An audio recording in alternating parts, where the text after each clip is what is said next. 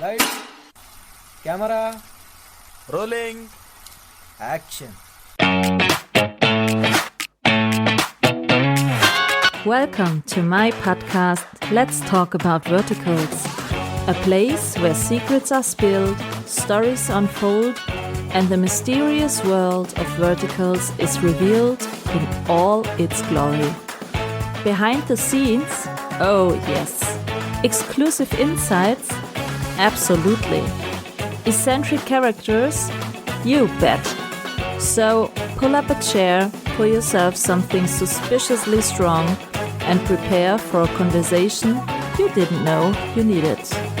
So welcome to the podcast Let's Talk About Verticals. And now, let's talk.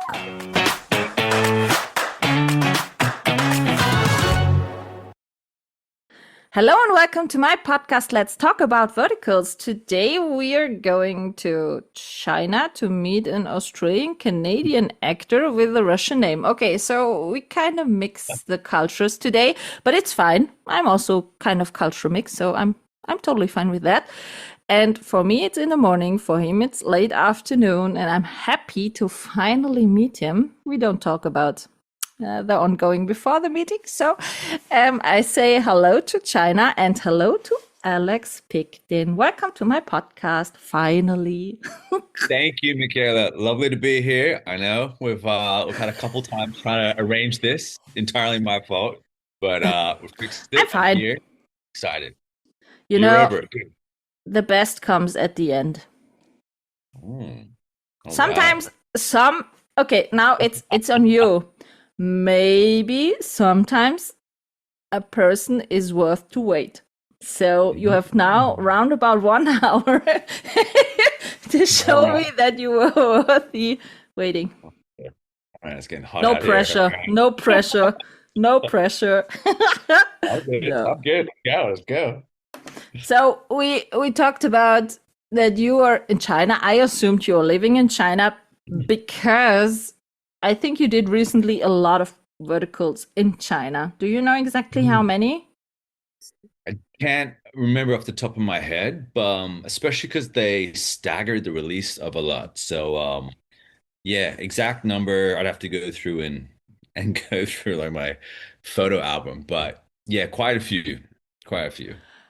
So every actor and actress I spoke with who recently did verticals in China told me that the shooting days are there much longer than the normal shooting days in the US and anywhere else. So are you kind of Chinese workaholic now? Or Yeah. Yeah, absolutely. You got to be, I think just for anybody coming out here, you have to be a team player.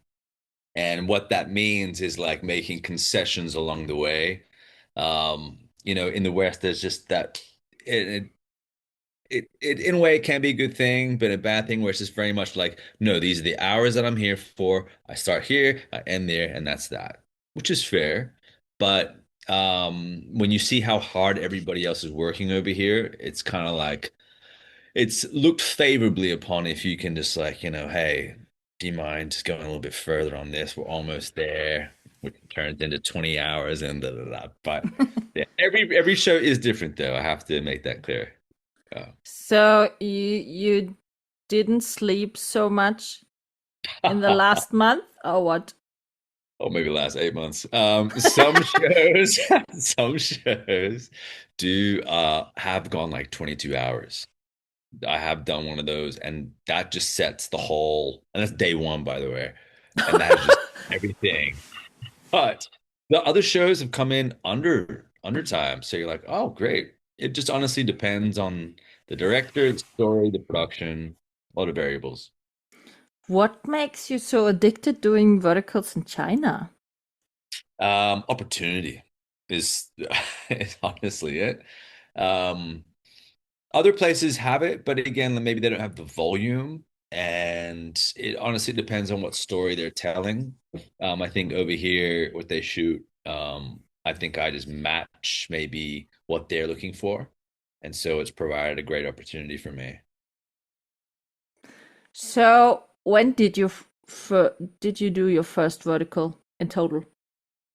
First one was in Australia in Sydney, and it was 2024.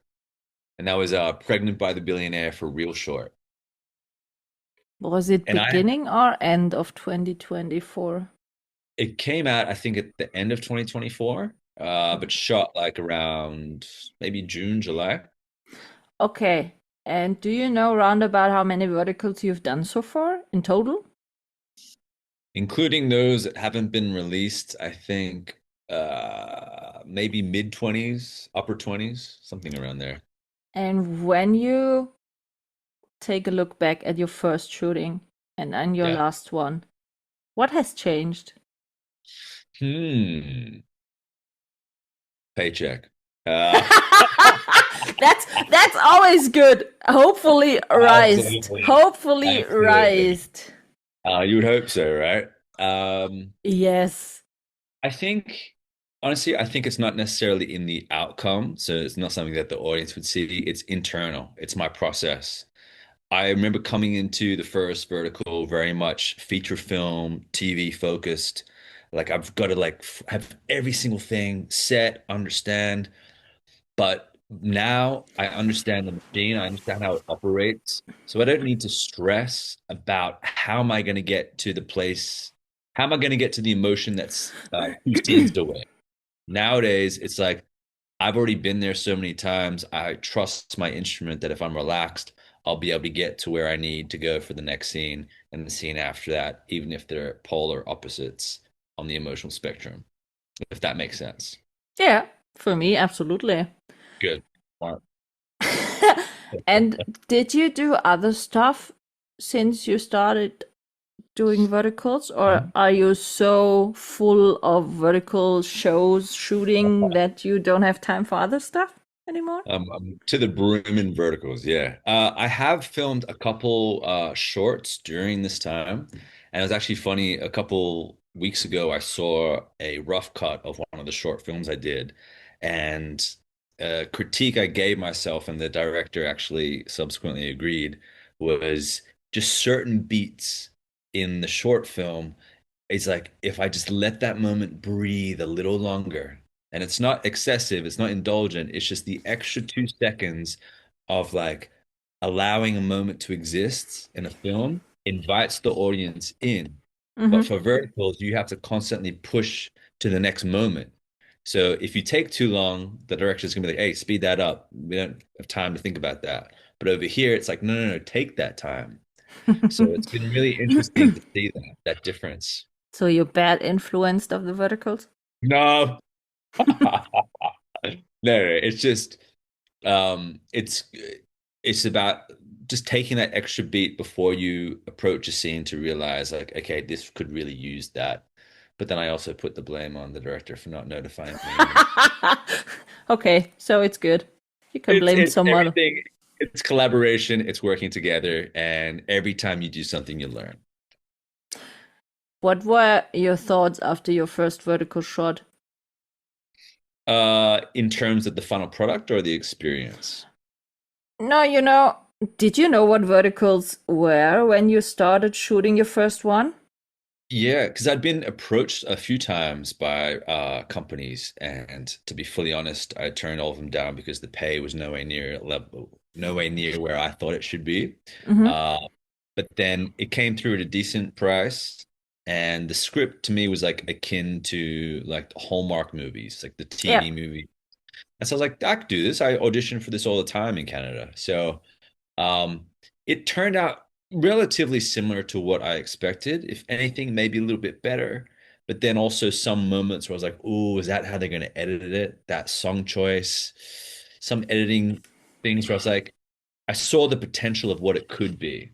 Yeah. And it really could be super high quality if it decides it wants to go in that direction. And were you a bit shocked about the pace which is Mhm. running in Yeah, the shooting? I mean, when you're auditioning for Hallmark projects, you are or like even cop procedural shows. So like your NCIS, your CSIs, they're always moving the pace. It's like new information. What happened there? Da da da da da da. And to the end of the scene, beat. tagline. Like that David Caruso CSI Miami style. So it just felt like a bit of a quicker version of that. So, it felt like it was all what I expected it to be. Okay, so you were comfortable with your first shooting? Yeah, yeah. And in fact, it was kind of exciting because it's like you're like, oh, there's no break time. It was straight into the next scene. Oh, no one cares that I was crying my eyes out here. I just go straight into this laughy scene. Cool. All right, let's do it. So a bit Yeah, of challenging. yeah, yeah. But like it's just an adjustment and it's fun actually. So did you learn in this process exactly of switching faster your emotions or being faster ready for the next scene? I've definitely noticed, and I like to talk about this with actors all the time on set, that I can access parts of myself so much quicker just purely through repetition. If you're always going to that place, you're gonna know the things that get you there, but also you're gonna know how to handle things when you can't get there. Mm. So it's like it's not just one technique solves it, it's being relaxed so that anything can take you there. And I've definitely noticed that. Did that also, or is that also useful for your private, Alex? Or have Ooh, you been like this before, also in your private life? I think when I'm in my personal life, I'm not monitoring it. Like it's unconscious. So Okay. like maybe, yeah, no, I don't really use it like that. I become aware of it like oh my God, this is straight out of a vertical script. Like I might have that thought, but then like I don't care about that because I care more so about the situation at hand, whatever. Yeah, but sometimes I think if you're playing different type of characters, sometimes things of this character is maybe useful for the private life. Maybe just when like if I want to disturb people in a room, go, that's enough. Like, who the fuck is this guy? So you didn't get the bank account of your playing billionaire No, CEO for no, private? No? yeah, no, Okay. yeah. Soon. I'm trying to track that. Yeah, you can, maybe you can, if you're playing the next CEO billionaire, maybe you can make some money transactions to your private bank account. I think it'd be smarter than that. You send it to a different account, otherwise one with your name not attached. Maybe. Oh, that's information I heard. I did. That's not my personal. No? Cut the episode, Gaylor. Cut the episode. We are out now. It's going to the above That was a information. fantasy hypothetical. The fairy tale vertical stuff.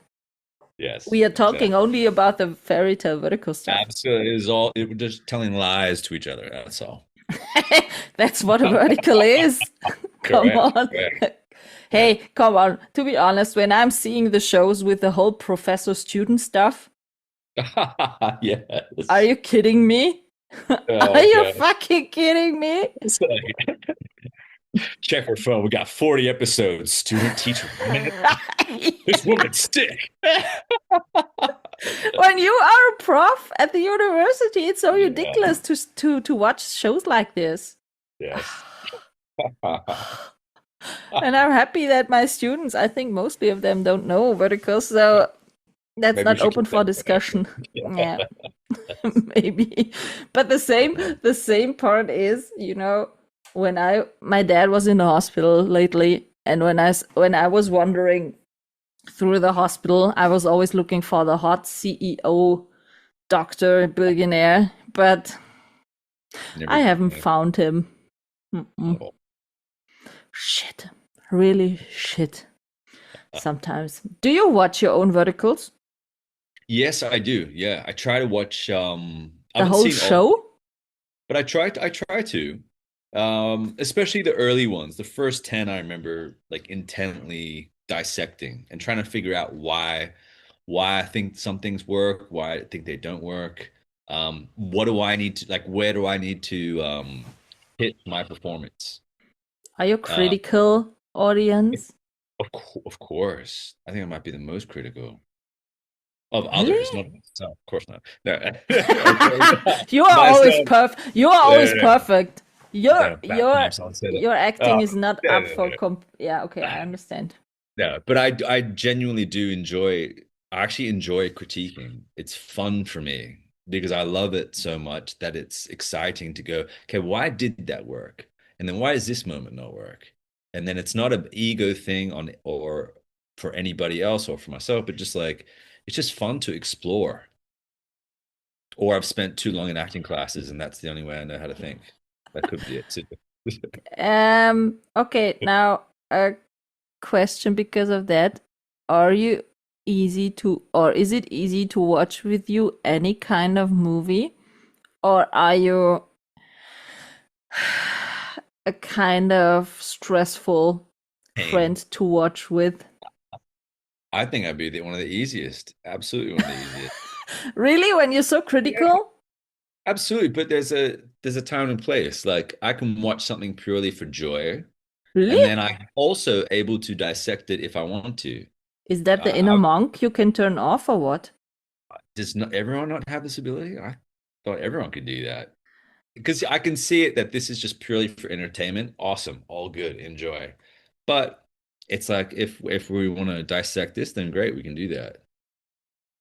You can really turn that off? You can? No. Really? No, that's just a personality, you know what I mean? Ah. How what's your experience then? Do you feel like you can just enjoy it all good or you're decent? You know, some things I know before watching because of a trailer or stuff like that, that it Mhm. can trigger me maybe because of some quality or stuff like that. So that would be a bit of maybe exhausting watching for me because I'm so critical. And then I Right. prefer to watch it alone because I Right, yeah. don't because I don't want to be so bad mouthing that my friends cannot enjoy it anymore. You know what I mean? That's yeah, Yeah. I get it. Yeah. So no That's my watching movies personality. again. No, there are a lot of movies I can really enjoy simple and watch it, you know? Yeah, yeah. But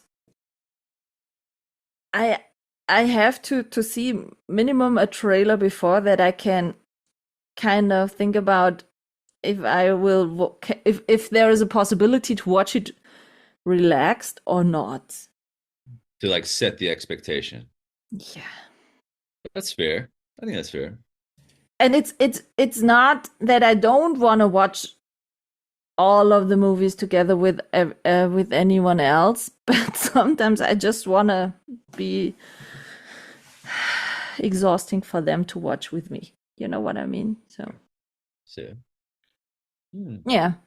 we'll But try when it I, sometime. for example, when I'm going to cinema, so I'm always relaxed. Yeah.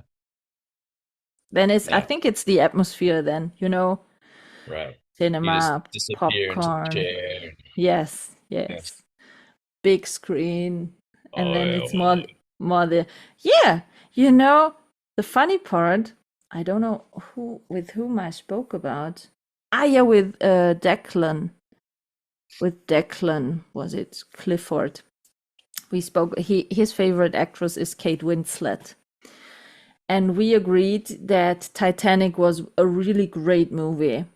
And I told him that when Titanic came into cinemas, I was in Paris and I watched this movie in a cinema in Paris, and it was the first Dolby surround cinema with nearly 200 degrees of screen. And for this movie, it was so great. You were sitting in the cinema and you had the feeling that you were straight on the Titanic and sinking with the ship. Oh, The sound was so perfectly for I this can movie imagine there. the bass and oh, And there I was sitting in the cinema, totally fascinated watching it. the It was tears so. that you would have had. You would have been crying your eyes out. Oh, I've never cried in before because of a movie. what? What? And I'm a really Oh. non-crying person in life. But for example, I couldn't even cry when my grandma died or stuff like that. Hmm. Does it hit you later on? Yeah, Like sometimes over yes. it? Okay. But it's for another example, I needed, as said, my life is like a vertical. I needed last year, totally unexpected, a heart surgery out of nowhere. Well, Walking with my dogs, 2 hours later, I was in the ICU. oof. And then, yeah. And everyone said, listen, you were near to death. And I was so, yeah, but it's okay. I'm still here. So why should I cry over this? Because, Yeah. I'm more functional than in that case and more realistic one to Hmm. say, okay, I know that shit. I know that was worst. Okay, so, but that's the situation now. I can make the best out of it, or I can Hmm. say, okay, that's so shitty. Oh God, that's so bad. But that doesn't change anything. So I'm more the realistic type. Let's say that. Pragmatic. It's like boom, boom. Yeah, but that doesn't mean that I cannot be empathetic to other Sure. people. I think it's more, some people Just for how say, you govern yourself. yeah, I think so. I think it's kind of self-defense also. Okay. I think. Mhm. I haven't analyzed myself yet because I've changed a lot of times, and with the memory losses between, you have to start over from scratch on and to get to know you again. My name's And Alex Pychtin, by the way, just in case. what? What? What? Okay, damn it, she lost it again. I said my name is Alex Pychtin again. I've recorded it. I can hear it over and over. Oh God, here we go. But yeah. No. And to be honest, our past is branded. So I know your name. You can be sure. Oh, lovely. Lovely. And not in a good way, maybe. Oh, it's not in a good way? Oh, yeah. No. Maybe not. Oh, I It's assume your. everything's good. Yeah, Yeah. we are fine, Alex. We are totally fine. So when you do verticals, what is Hmm. important for you? That you do a vertical, or that you Yeah. say, yes, I'm in. Call me in. I will do Um, that. in terms of before I come on board or when I'm in the middle of it? The whole process. When someone Okay. reaches out to you and said, Alex, look, I think I have a new project for you. Will you do Sure. it? What's Sure. your demands or what's needed? Absolutely. So obviously, everybody wants to be a part of a fun story, a cool story. I mean, that's one of the reasons why you get into acting. But then as well, I guess boring part of it is the negotiations. If it's clear communication, if it's easy to get along with people, if you're working with people you've worked with in the past and they're again easy to work with, then you're loving life. Um, we all know people who have just been unfortunately a struggle to deal with, Mm. or during and after sometimes. And it's like, how is that even happening?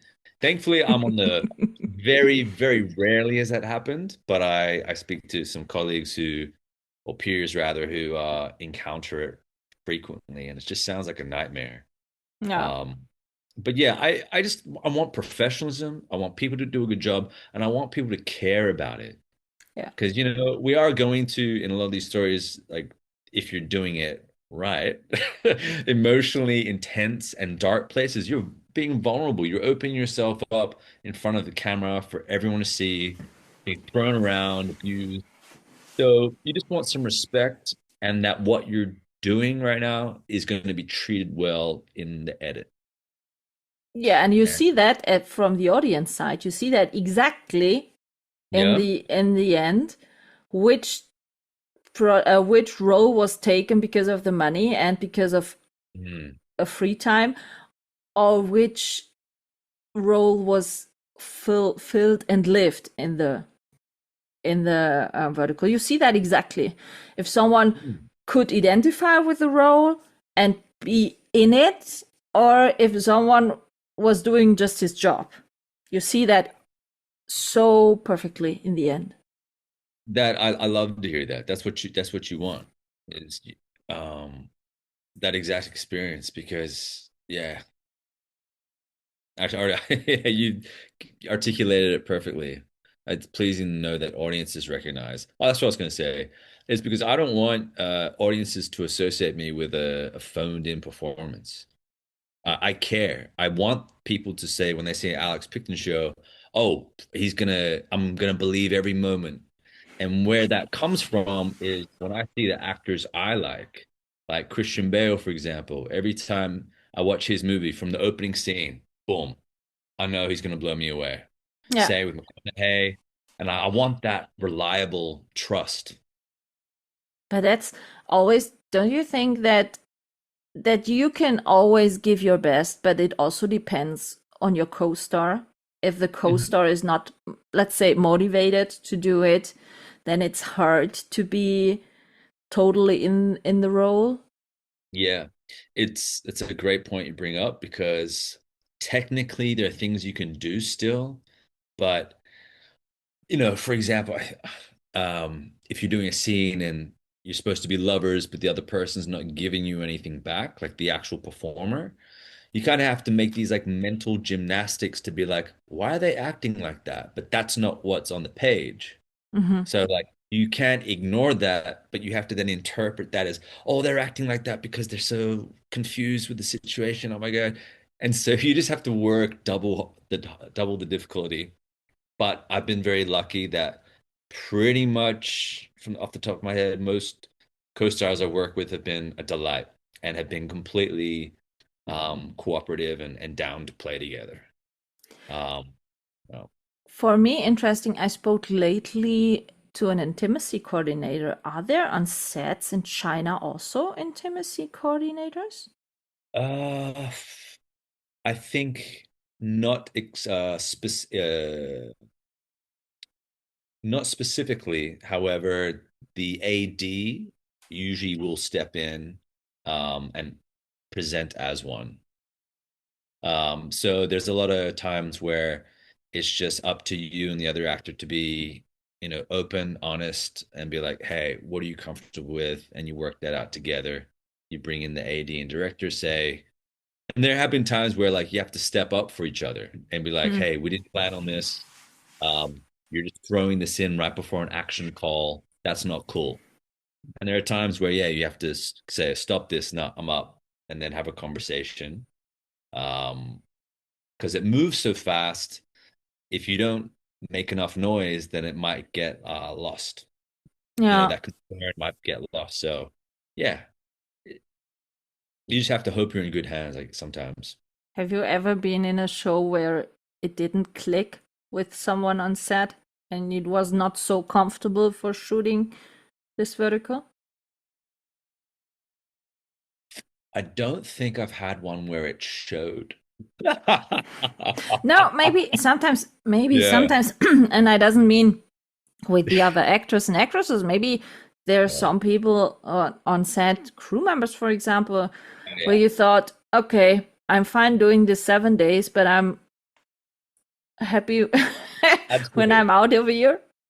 Absolutely. I would say majority of the time it's everyone's great to work with and it's easy to work with somebody. But there are times, and yeah, as you said, it could be a crew member. It could just be an attitude problem. Hmm. Somebody's projecting their own BS out into the set. It might be a person who is not as successful as they would like to be, who's envious and of everybody and throwing these barbs out. Mm. It does happen, unfortunately, but not that often. And I think not really in China, because when I Yeah. worked with Chinese people, they were all so gentle and so, yes, here, please, yeah, you're welcome. They were so friendly Mm. all the time. And so, Absolutely. But once you have your interpreter telling you what they're saying, it's like, oh, okay. so Not do about you you, but speak maybe the partner. Chinese now? 我会说一点点中文. I can speak a little, and that's the line I say every time. But is understanding better? Um, you know what? In set dynamics, I think Yeah. I'm getting good because although I may not understand the actual word they said, I can understand the context because you Mhm. can piece together words and you apply the situation and you go, okay, I think they mean be here already. And they go, perfect. And you're like, yeah, something smart. So you said you also shoot in Canada. Did you Mhm. shootings in LA also? Not in the USA, no. But yeah, at some Not point even down. New York or Atlanta or nowhere in the No, there's US? certainly been offers, but if you're not a US citizen, then that makes things quite difficult. Okay. Um, yeah, so definitely that's something I want to look into is sorting out the visa issue over there. But yeah, if you're not a US citizen or a green card holder, you can't be over there doing those shows. Okay. And Europe? Europe, I think, tends to be okay. Well, I'm not sure. So We'll no, see. maybe shootings lately in Italy. There were a lot of shootings. All right. London, Great Britain, Yeah, yeah. Lithuania, I'd heard Ukraine, about them. Yeah, yeah. Istanbul. Hmm. Have you ever been to Europe? Yeah, I'd like to go someday. I mean, Italy sounds great. I mean, who wouldn't want to go there, right? Have great food. Oh, it's all about the food in Italy. I Oh, have only 5 hours per car to drive, and I'm in Italy. oh, really? Yeah. Oh, Yeah, I live in the south of Germany. I'm ah, in 1 hour in Switzerland or in Austria, in 2 hours in France, in 5 hours in Lithuania, in Italy, or in Czech Republic, or you know, we are not so big here in Europe. how good that proximity? Yeah. No, and I think lately I heard about a lot of shootings in Italy and the Interesting. landscapes in Italy. Holy moly, Tuscany and stuff like that. Mm. But it's All cold right. here at the moment, Just wait a couple Alex. months, let things heat up. Okay, Let just things the heat up. information for anyone who's thinking to book Alex. He's a non-minus guy. So For the right price, maybe. okay. Makes sense. Makes sense. No, no. I'm open-minded, but yeah, generally I would love a year-long summer. Why? Have you ever had great snow and really great frosty winter wonderland? I was born in Toronto, Canada. My Yeah. first formative years were all the snowy, fluffy So why don't types. you like it? Uh, it just, well, then as an adult, I've only had my only Canadian winters were in Vancouver, and it's very gray and miserable, and you get a little bit of snow, but it's the vibe's not great. So, It's but quite. then you cannot say the vibe is everywhere the same shit in winter. That's why you leave Australia in their winter to get the North American summer, and then. I Mm. see. You have to give Europe a chance. I would love to at some point. Absolutely, would be up for that. Yeah, I heard the shootings in Istanbul were really great. Everyone I talked to who shot lately in Istanbul was so obsessed with the shooting Yeah. there. Yeah, and Kirby Elwood, for example, was totally disappointed because every one of her friends were asked to shoot in Istanbul this year, exceptional her. So Oh, she's a bit disappointed that she had never had the options to shoot here in Europe. So well, Kirby, I was not invited this year either. So there you go, it's two of I will us. tell. Yeah, Kirby and I started an idea, and it's getting more and more big, and more people getting involved because they are all want to shoot so badly in Europe. For example,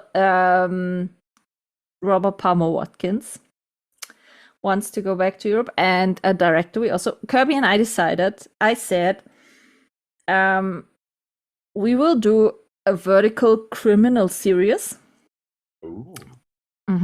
With every time the same two leads, and Kirby said she wants to be the female lead then, without Nice. any question.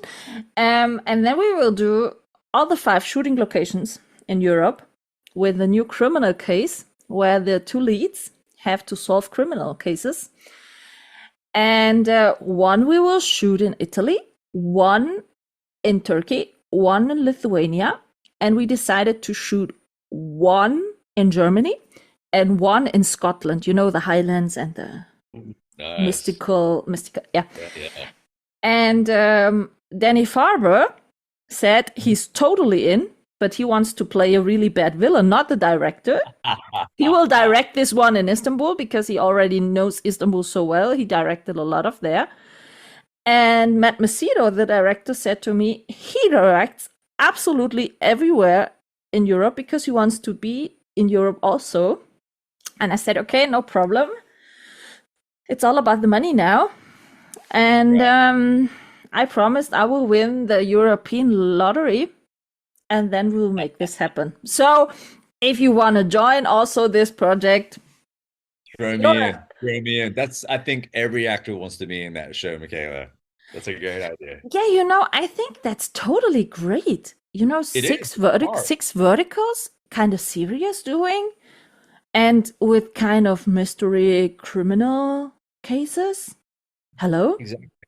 It's like if you follow the format of I can't remember the name of it, but Hallmark has a lot of those kind of series. I love where that. yeah, they'll make like 5 or 6 movies a year of the same 2 leads, but they do a new case each movie. Why not? Great idea. I think of the view of the audience, there are so many verticals we totally need a second part, but we don't get it. Yeah, I agree. And that's so, with these shitty cliffhangers at the end. You're screaming on your smartphone. Really? That's the end? Are you kidding me? No. I know. But Candy Jar, for example, is the only platform which has more verticals with more than one part. I think six or 7 verticals minimum have 2 parts. Some of them have 3 or 4 parts. And that's for the total storyline so good, because one vertical is around about 45 episodes. And with the second or third part, they are so great in the whole storyline. Other verticals have 70 episodes in one with a shit end. Right. And mostly of them have the problem, let's call it problem. The first 10 episodes, before you hit the paywall, they are so full of stories. Everything happens: kidnapping, raping, miscarriage, slapping, banquet scene. Everything happens in the first 10 episodes to hook up the audience to the paywall. And from the 11th episode ongoing, the story is so flat. That's the format. Shit. That's shit. No, But that's why I would love to evolve and progress that. Hey. What are your thoughts about when you're reading a script and you read this typical classical tropes and you think, are you thinking, are you kidding me again? Yeah, but like I feel like I'm adjusted to that. I expect that. And that thought is not really helpful to me as a performer. Because at the end of the day, my job is to make this believable, make it true, bring it to life. And so every time you have something where like, okay, that's the same line of dialogue as the last show, or they say the same line of dialogue 3 times. Isn't that bothering? Yes, but I'm not the writer, I'm not the producer, I'm not the executive. So what can I do? I can present an amendment. Most of the time it's ignored. So what I can do is I can do the actor's job. You fill in what's not on the page. You decide why this line of dialogue is here a second time or a third time. Otherwise, you just throw in the towel and depreciate the show entirely. So you either throwing the towel. Wait, I have to interrupt. Throwing the towel. How many towel drops did you have in your acting career? 0. You never did in a vertical No towel way. drop? What? Hell no. Oh, wait. Are you talking about like throwing the towel as an actor, or my towel actually falling off? It's accidentally falling off in the show. Sorry. You cannot tell me you don't have any towel drop in one of your verticals. I just was thinking about, because you said you throw the towel, and I said, oh yeah, towel drop, exactly. I saw minimum one of your towel drops in the show. My apologies. I thought I was giving some substance here. No worries. Towel drop. I think Sorry, about that's my 3. brain, you know. Sometimes That's it's all switching so fast. Sorry. You're all good. I think at least 3. The first show I did had a couple. The Pregnant by the Billionaire. Definitely have one. Only 3? Really? Yeah. Or maybe there's more. Maybe there is more. You didn't want to think anymore about it, huh? I just thought of one where I open up the robe and I say something. I don't know if I should spoil this, but a show coming out very soon. I do have a derobing, and it's very, very towel droppy, let's say. Okay, and exceptional towel dropping. How often did you propose in every time in your shows? Exclusively, yeah. I get to set, get to the table read. Hey, so I was thinking about towel drop in this scene. Cool with that? Yeah. No, you know, for example, I asked Casey Esser. He did what did he tell me? 51 shows. Right. Wow. And he had 47 proposal and 20 whatever towel drops in his career. That's why I'm asking. Those are good numbers. I have to catch up. That's a competition. No, you know, the funny part is the funny part is nearly in every vertical the male lead propose. Nearly. That's right. I'm trying to think of my last one. My last one I didn't. You didn't propose? What's wrong with you? Maybe I can't spoil anything about that one. But yeah, no. You don't want to get divorced anymore and have to pay alimonies to all of your wives, or what? Think about how many wives you would have back then. Oh my goodness. And how many kids? Oh, Jesus. This is getting too real. No, you know, when I spoke with Kirby, for example, you know, when you talk to the actresses, or Kaylin Peluso, for example, I talked to her, and she did, I think it was around about 20 verticals, and she had 27 kids in these verticals. Quadruplets, triplets. That's our numbers we are talking here, not about numbers of the audience. We are talking about numbers in the verticals. Jeez, that's a bloodline. Oh, goodness. And she is 22, I think. 22 Whoa. And 27 kids. She's been busy. Yeah. No, that's why I'm asking, because nearly every male lead had to propose in every vertical they did. Yeah, I think there are definitely a handful that I can remember of no proposing. And that's the reason in my criminal series there won't be a proposing. And I think no towel drop. No towel. Well, now I'm out. Yeah. Okay. You had me at all right. Proposal, but towel drop. Would you play a villain? Could you play a villain in a crime show? I would absolutely love to. And the murderer. The murderer. Absolutely. We cannot spill that you will be the murderer, but the murderer. Of course not. Of course not. Okay. Or will I? Because I cannot imagine that you are a bad one. Really? Well, isn't that what they say? Like, yeah, you're just a nice guy next door. And... That's exactly that the audience said, oh, really, Alex? Yeah. I didn't thought that he could do that. I know. Oh. That's good. That's good. I Right, see. yeah. I'm already getting ideas and it's scaring me, but it'd be good. Have you ever played a bad guy? No. Vertically speaking, that's a funny way to phrase it.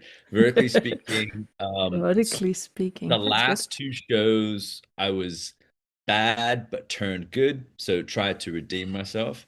But flat out villain, not yet. Do you want to Um, play? Absolutely, but it has to be the right one. I don't want to do some pathetic, loudmouth yelling kind of guy. I feel like that's Yeah. cheap. More I want kind to have of psychopath? absolutely someone use exercise some skill where you can believe Mhm. that, yeah, I understand why this person fell, like was didn't see it because this person manipulated them. Use That's psychological good. warfare. That's more interesting to me. No, a little psychopath, Alex. Okay. Oh yeah. No, I don't like, for me, I love really great played villains, but I don't like, as you said, villains who are only screaming, raping, and Yeah. violating any type of person who come around. I don't like that. But if you see that they are using kind of tricks Hmm. to manipulate people and stuff, that's more the type I like. Exactly. And in the weirdest way, that's more terrifying. Would that be To me, that's challenging for you to get into the role, or how would you prepare for that? Or I is would it read a there. natural is it a natural behavior you have? Well, I think as an actor, you're always it's all about empathy, right? Being able to put yourself in somebody else's shoes, understand Yeah. what perspectives.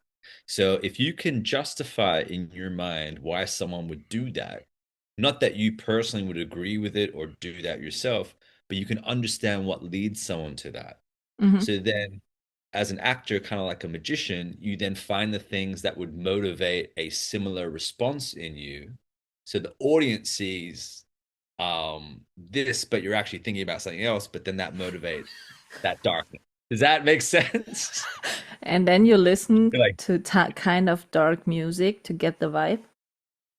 yeah, or I just put on Huey Lewis in the News and get my American Psycho Patrick Bateman going on. Hip to be square. Yeah, I think roles like this are kind of challenging, but I think this kind of roles are the most funniest one. Absolutely. And you'd want to make sure it's done right. That's the thing. Like on paper, it sounds cool, but you also have to make sure the team and the editing, everything from top but to bottom is done intentionally. Yeah. Because again, the last thing you want to do is think you're doing this cool performance, and then in the edit, you're like, "Oh, I'm just a clown." In editing, Oh, you got a background music. yeah, yeah, yeah. Like, oh, and that happens sometimes on like emotional scenes, as I'm sure you've seen and had other actors speak about. They put like this Yes. like kiddie piano, like ding dong, as you're like, Mom, don't leave Yeah, me. kind of And silly sound effects. you're like, No. at what point? At what point? And it's like, this is episode 40. Why are Yeah. we doing this? And sometimes on the most important moment, when someone offers her feeling or whatever, the background music is so loud that you cannot understand what they are talking about. And you are, hello, I want to hear I that. know. Can I? I Ah, know. This is what I ah, paid for. I paid for uh-huh. this moment. Yes, yes. But I asked the post-production team I spoke Yeah. to why this could happen. And they Yeah. were so, really? It happens? And I said, yeah, I can tell you exactly one video show where this happened. And I know you did the post-production. What was wrong there? And then, and that makes sense, they ask me if I'm watching verticals with earphones in it or not. And I said, yeah, noise canceling earphones mostly. Because sometimes I watch it on the gym, sometimes, well, I was so. And they said they are doing the post production with loudspeakers in an office. Really? And I said, that's shit. Have you ever thought about that? I'm sure minimum 50% are listening to verticals with earphones because they are watching it while they are driving in the bus or in the Uber or whatever. And most of them have noise canceling, so you hear exactly only what's happening in this scene. And then the music is so fucking loud. Yeah. And they said, no, they never thought about it, to be honest. And hopefully they took my tip. They will change that, because I thought I say to them, if it's possible, or if it doesn't make sense for them, to watch nearly one time with earphones what they are post-producing. Right. And they said, really? Don't you watch it with loudspeaker? No, I don't. Oh, because we are doing it with loudspeakers in the office. That's interesting. When I've been to offices, everybody editing has got headphones on. And the funny, their office is not so big. And I think they're only seeing 2-3 people in the office, And the thing is also, I said to them, when they are doing the post-production, they know exactly which sentence from the script is coming now. And they know what you were saying in the scene. But for me as the audience, I'm not knowing what you are saying in the scene. So I cannot be prepared to understand what you are saying. Exactly. Yeah. That's so true. The last thing you want is dialogue audio competing with the score, when the score is supposed to support what exists instead of when compete. I want to hear you breathe in the sentence, you know what I mean? Yes. Maybe you are whispering, stuff like that. And I have with the big review ladies, I'm doing every month a monthly recap of the recently dropping shows.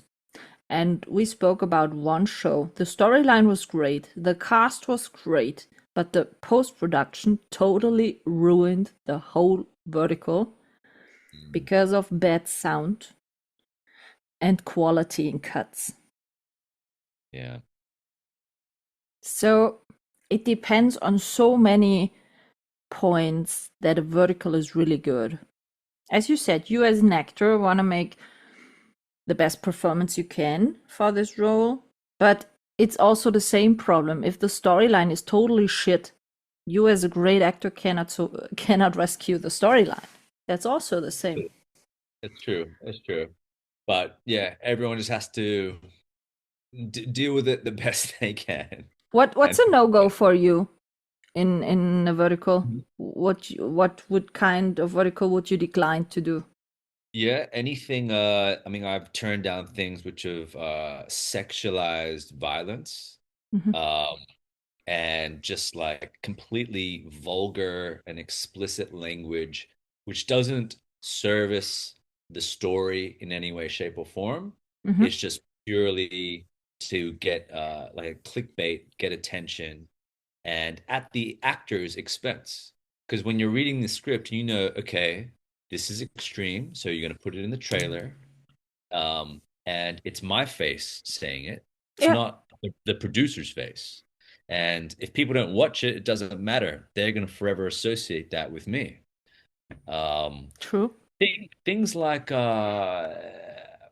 sexual assault, I'm just not down for. I mean, there's a way to tell that story, but it has to be done with like sensitivity and delicacy. I don't know if delicacy is the right word, but being like tender about it, treating it respectfully. Feature films and long form television have that luxury. But in a vertical, when it's so quick, like, oh yeah, that happens, boom, then this happens, boom, then this happens. It's like, ooh, it just seems like a cheap way to get attention. Yeah. And I'm not saying you can't have those story beats. I think you should be able to tell any story, but there's a way to do it which is respectful to the experience of it, if it makes sense. It doesn't treat it like it's light. Yeah, for me, for example, in some storylines, like the mafia ones, for example, violation makes sense because it's needed for the storyline. But if every 2 minutes someone is getting shot and there is all over blood and stuff like that, that doesn't make sense. For me, sometimes violation is needed for the storyline, but as you said, it has to be told with respect and not by overusing it. Yeah. So, Restraint and class. Yeah, absolutely. what about this shitty? No, this all we love storylines. This all the love storylines with this BDSM stuff who lately dropped a lot. Right. So, there was a period earlier this year I kept getting asked by productions to participate in shows, so BDSM shows. So I put a poll out to my Instagram to see, do you guys actually want to see this? And 71% of people said yes. And so my thought is, and here's the reason why I always err on the side of caution is on the page and in discussions, the production might say, listen, it's going to be tasteful. We just want to have like a quick dog collar shot and then like a whip. And I'm like, look, okay, maybe we could work that. But when you get to the set, oftentimes you give an inch, they take a mile. And it's not because they're coming out with like a malicious intent. It might be the producer or the platform goes, you know what? I think we need like a stronger hook here. Could we lower that top just a little bit? Would you mind showing further up that thigh? And it puts actors in really awkward positions because it's like, well, hold on, we didn't agree with this before. I want to help you. I want to make this great. But at the same time, like, and if you're a 20-year-old or just young or anybody, like that's a really uncomfortable position to be in. Yeah. Thankfully, I'm completely fine just saying no. Bye. Like if it means we're done, we're done. I'm not doing that. Even if you would be on a shooting set already? Yeah. Like if they push, yeah, that can happen all the time. Okay. Yeah, like you're literally filming the scene and then they might say, listen, we need more of this. Did you ever leave a set? No, but I threatened to on my first one actually. Oh, that's good. Directly the first one. It's because actually no, I didn't outright threaten to leave the set. I just basically, and the crew came up to thank me later, was that I stood up for them when no one else could because their time was being taken advantage of. Okay. And we had been falling onto concrete since the morning without crash mats, and a girl hit her head, and it was just that compounded stuff throughout the day. And it's like, you guys fix this right now, or we're done. Or I'm done. And we're like halfway through the show. And that's not, it wasn't like a malicious thing. It was just like, you've taken the piss now. You're taking it. Yeah, some type of stories lines are so, the BDSM is, spicy verticals are not bad, but I spoke with Carrie Donovan, the intimacy coordinator, about it, that how it is when they have to do the BDSM stuff, because BDSM is its own business. Well, there are own experts about this, and if you're doing a BDSM stuff, my thoughts is exactly like the same with shitty hospital scenes. You have some scenes when it's not realistic played. Like in hospital scenes, they got the defibrillator on the clothes. Yeah. That never works in reality.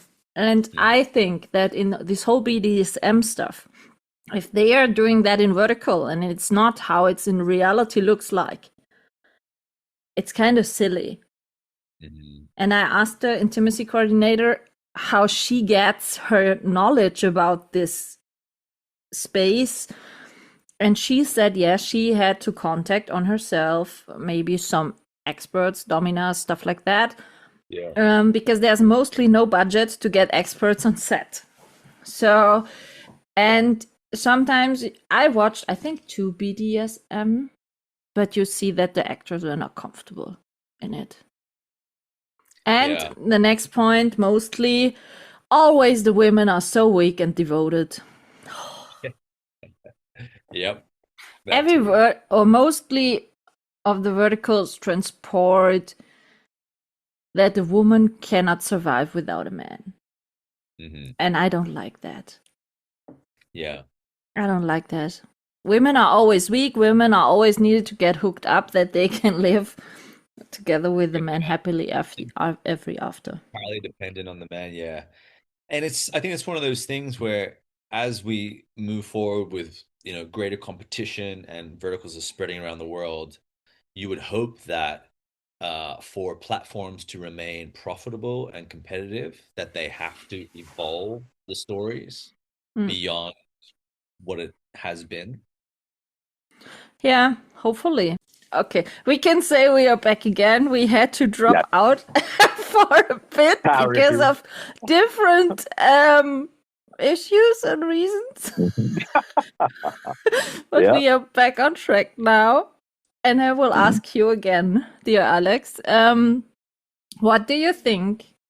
What changes or improvements or new things will happen in 2026 in this vertical space? Or what is needed, in your opinion? Right. Yeah. So, I mean, I always like to view it from every perspective if I can. And I think as an industry, it's only going to continue to grow and become more profitable. And so the kind of things that we've touched on before, like creative issues, I don't know if they're going to necessarily be solved in the next 12 months. But I do think that there will hopefully be a bigger emphasis placed on performance and storytelling. And what makes me say that is because you have so many new platforms now. There's so much choice. There are new vertical stars being made weekly. So my question to platforms would be, how do you stay competitive when there's so much competition? Why am I sitting through the paywall of your show when another show who's doing this story better is making it easy for me to say yes to? So I hope it goes in that direction. I just don't know if it's going to happen within 12 months. It might be like a 2-year, 3-year thing. But ultimately, I want verticals to be sustainable. I want them to be long term. I don't want it to be a fad. But it's hard when it's still profitable. You know what I mean? It's like the issues aren't sinking the ship at the moment. Do you think this big amount of platforms is good? Do you know how many platforms there are actually? I think I stopped counting, at 30. I have only 52 on my phone. Jeez, okay. 52. There are around about 120 out there. Right. So we have to think for the audience. Absolutely. The big problem actually for the audience is if there drops a new show, and recently we all have the feeling that with every new show, a new platform drops, you have to pay to watch the show on the platform if you want to see it. And for example, let's say there are 30 platforms and every platform is releasing a new show. So for the audience, it's really shit. I cannot say it in another way, because a weekly membership per app is round about 24 euros.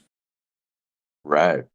So if I want to watch a show on a platform, I have to pay this 24 euros. Otherwise, there is the possibility I can pay for coins and watch the show per coins. But if I, for example, watch a show per coins, and every episode the coins are getting more and more, you have to pay. A show is round about 60 euros. So it's like 2 theater experiences. Yeah. And it's more than, for example, a Netflix monthly membership. And the thing is, you can watch ads to get coins, but you can only watch, I think, 5 or 6 ads per day to get these coins. And as I said, I'm an Aries. I'm not too patient to watch a show over a week because I cannot. Yeah. When I'm starting watching a show, I prefer to watch it straight from beginning till the end in one. So this coin ad thing doesn't work out for me. So I have to pay for memberships to see a show. And with this big amount of platforms, it's so expensive to watch shows because you have to purchase so many memberships. So I think that's quite a difficult point at the moment. And I would wish for the audience that there will maybe be around about, I don't know, 10, 15 platform in total where all the shows were released. Because otherwise it's a fucking expensive hobby to watch verticals. Absolutely. And if there Even were as, so many platforms, I think, if every platform gets a little piece of the money cake from the audience, there is not so many potential to grow like if you would have been, if there would have been 15 platforms and they're all getting the money from the audience. That's a great point. I mean, they're all conversations that need to happen with the platform executives. But again, if they're printing money and if, it's projected to be a $14 billion industry as of 2027, there's no incentive to change. Yeah, exactly. No incentive to change anytime soon. So I think the greater control, although something that could be altered, would be creative. But in terms of the business model, I think that would be a hard sell to people who are printing money, basically. It's all about the money. Yeah. Shit. I need a billionaire. Yeah, well, hey, you can come watch one. Give me a call when you're doing your next billionaire stuff, okay? That's why I pretend to be one. Because I get the pie without. Isn't that annoying? Always pretend to be one and not to be one in real life? I feel like life would be very stressful if you were a billionaire. Or are you only training to be a billionaire for your later life? Yeah, don't spoil the ending. Oh, shit. That's Okay. quite a secret. Okay, you want to do a cliffhanger? Okay, I understand. That's what I've been programmed. Yeah. Yeah, sometimes I was wondering if you play every time kind of same role, CEO, but is that fulfilling? Absolutely. It's kind of what I touched on before. I find the subtle variation within each. And if it's not on the page, meaning if the script does not detail that difference, then it's up to me, my artistry, to create that difference. And you also have a different dynamic with different people. For example, just because these actress names come to mind, how I behave with Alicia for Eris Blacklisted will be different for how I work with CJ from Daddy's Best Friend, Yeah. So that creates its own special existence. What keeps you motivated doing verticals? Yeah, and I love it. I love to act. That's the whole thing. It doesn't become a bore. It's not a chore. If it ever did, then I'd stop. What's the alternative? Strip dancing, lap dancing, Magic Mike. Going back to available Thursday. Going to the going to the BDSM stuff. Oh yeah. And pole dancing or stuff. That's it. I'll be a fluffer on a BDSM show. Yeah, how about that? Like, Alex, we don't actually need fluffing. It's like, oh, really? Oh. You don't know that you need it, but I tell you that you need it. Oh funny. God. I don't want to. No, I don't want to think about it. No. We'll move on. We'll move on from that. Absolutely. It couldn't get any worse. Oh shit! No, Alex. Fall at the end, get mask. There's our. As I said to you at the end, I'm asking always the 5-question quickie. Okay. First question is always, because I love to cook and I published a cookbook. That's the reason why I'm asking always people about their favorite dish. I judge people by food, Are you the Asian food guy now that you are so many times in China? I wouldn't say now. I feel like I've always had a palate for it. My favorite dish is a hot stone bibimbap, which is A a what? Korean bibimbap. Bibimbap. It's a Korean dish. It's very homely and kind of easy to make. But when it's on the hot stone, it's just got rice, vegetables, beef, and egg cracked on top, bit of hot sauce. You stir it all up. It's just a hearty, feel good, delicious meal. Soul food. So yeah, soul food. There you go. That's good. Soul food is every time needed. Mm.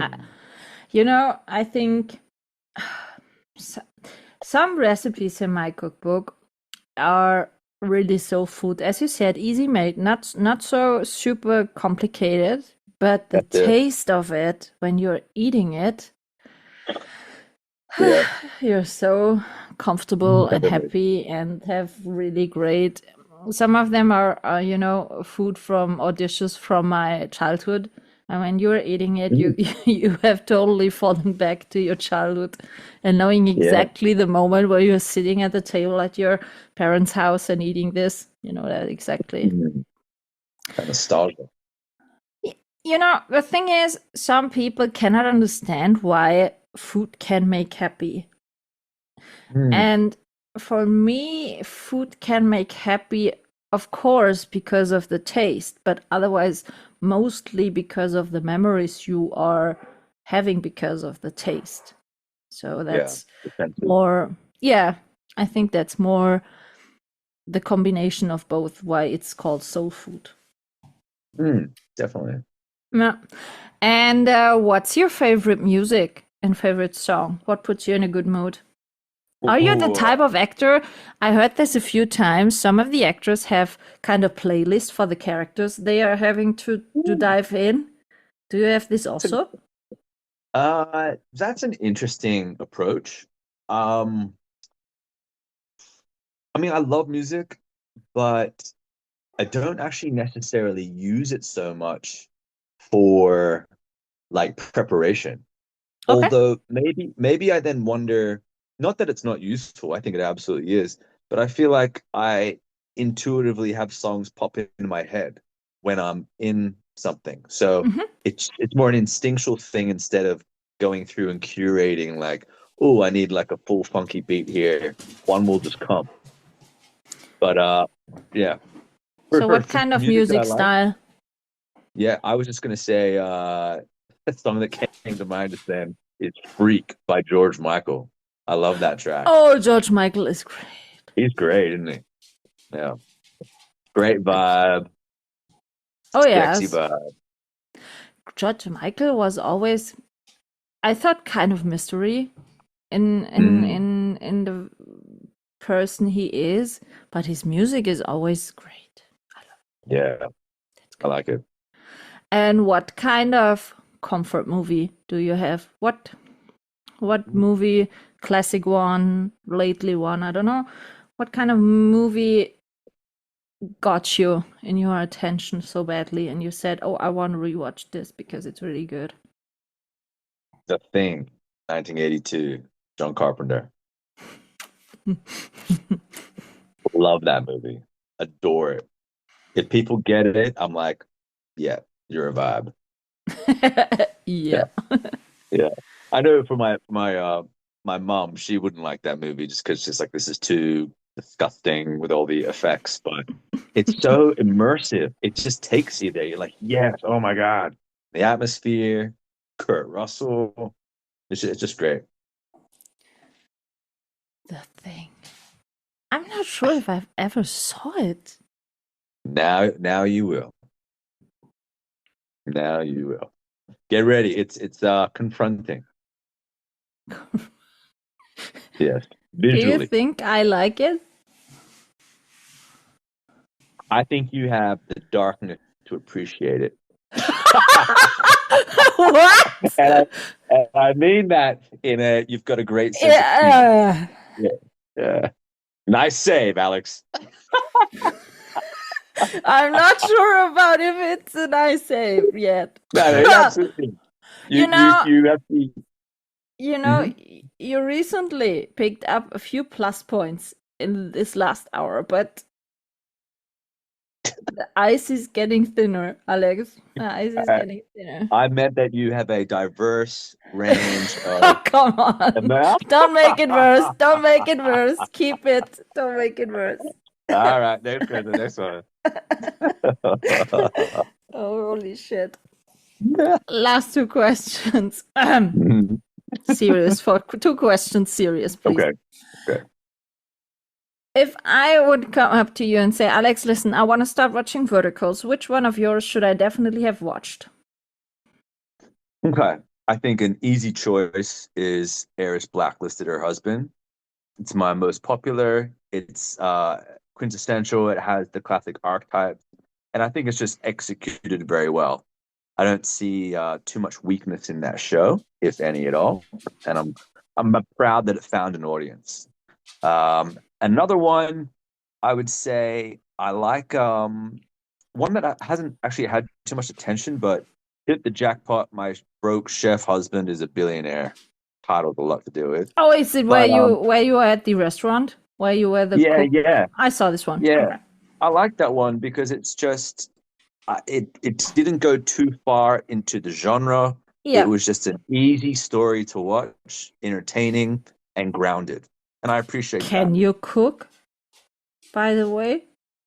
Oh, the battery's dying on the phone right now. I don't understand you. I can hear you.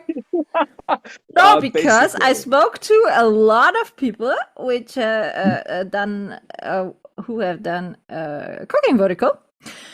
Oh yeah. But they cannot cook. They cannot cook themselves. Sorry, my phone actually did just hit the battery, so I'm just getting some charge. Literally. I can cook, but it's just very basic stuff. So I like to do vegetables and chicken, fish, just very simple stuff. To survive. Yeah, exactly. Okay, exactly. That's enough. It's more than some others can do. So. Oh, good. Good. I spoke, for example, to Hunter Cole, who recently had also a cooking show. And he told me that his oven at his kitchen is fulfilled with clothes because he never uses it. So, that's nutritious. Yeah. So you are totally good when you say that you know how to cook rice and stuff like that. So yeah, absolutely. You're nearly a star chef. Oh, we'll fix that. I'll add a new dish to the repertoire. Yeah, why not? Last question for this episode. What kind of genre you want to see more or maybe new ones in the vertical space? Yeah. I've said this before, but I would love to do a Spartacus Gladiator Spartan themed show. You've seen Real Short, for example, branch out with a couple fantasy themed shows. I think if we took a more niche or more aggressive kind of approach to it, I don't know if that's the right word, but less of the fantasy feel good elements and made it a bit more gritty. I think that's the word I was looking for. Sorry. I'd love to do something. I would see you in a Western one, to be honest. Oh, cowboy. So this old classic one with saloon style and. Yeah. I can see that. I don't know why, but you kind of look alike. Cowboy. Bit expensive wood. Cowboy Western stuff. Can you ride a horse? Yeah. I actually have done for a short film, 12 years ago, but never since. Yeah, but I think it's like riding a bicycle. Yeah. Pick it up again, no problem. I think so. So that would be an issue, I think. Yeah, so we will see. Yeah, you know the yeehaw stuff with saloon ladies and a sheriff one. They make violation sense or violence. Yeah. Yes, absolutely. As you said, contextually it makes sense. Yeah. And then you can train throwing the lasso and stuff. Oh yeah. And then I can do an Indiana Jones one. Yeah. Why not? Absolutely. Be flexible. Or there you can playing a psychopath robbery type thief. Yeah, let's do that. Then you can combine it with the villain role. That's right. Totally down for that. No towel drop needed and no proposing. Whoa. I didn't say that. Well, you have the sound drop. How will you do a classic shower scene in a Western one? You gotta wait and find out. Wait and find out, Michaela. Huh. And It'd be good, but make it work. In the end, you are the murderer. I understand. That's it. That's how I get shot and killed, because I'm too busy doing towel drops. Like, well, this guy. Why you were proposing?